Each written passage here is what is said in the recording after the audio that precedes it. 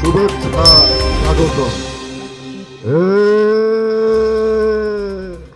বাংলাদেশের টেলিভিশন সিরিয়ালগুলোর মধ্যে bachelor point দর্শকদের কাছে এক বিশেষ স্থান দখল করে আছে।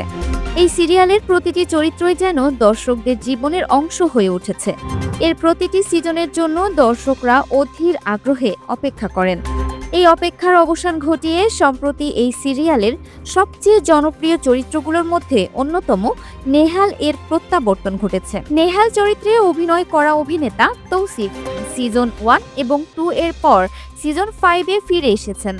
তার এই ফিরে আসা কেবল দর্শকদের জন্যই নয়, বরং সিরিয়ালের নির্মাতা এবং সহ অভিনেতাদের জন্য এক দারুণ খুশির খবর।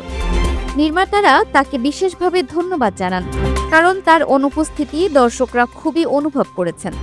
সিরিয়ালে নেহালের বন্ধু কাবিলা, যার আসল নাম জিয়াউল হক পলাশ, নেহালের ফিরে আসায় তার ব্যক্তিগত উচ্ছ্বাস প্রকাশ করেন।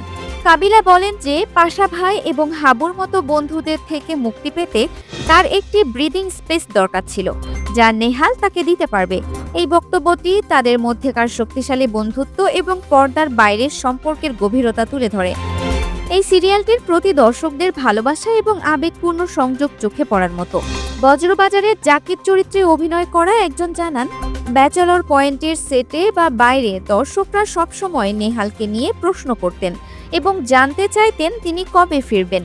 এই প্রশ্নগুলো প্রমাণ করে যে দর্শকরা কেবল সিরিয়ালের গল্প দেখেন না, বরং তারা প্রতিটি চরিত্রের সঙ্গে এক ধরনের ব্যক্তিগত সম্পর্ক স্থাপন করেছেন।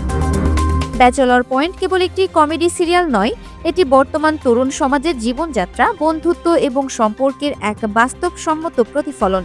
প্রতিটি চরিত্রই যেন আমাদের আশেপাশের কোনো বন্ধু বা পরিচিত মানুষের প্রতিচ্ছবি। এটিই এই সিরিয়ালের জনপ্রিয়তার মূল কারণ। নেহালের প্রত্যাবর্তন দর্শকদের মধ্যে নতুন করে উত্তেজনা তৈরি করেছে। তারা এখন অধীর আগ্রহে অপেক্ষা করছেন এই সিজনের নতুন পর্বগুলো দেখার জন্য। এই ফিরে আসাটি প্রমাণ করে যে ভালো কাজ এবং ভালো চরিত্রগুলো সবসময় দর্শকদের হৃদয়ে বেঁচে থাকে। Multimedia desk, Dinajpur TV. Dinajpur TV মানুষের জীবনের কথা বলে।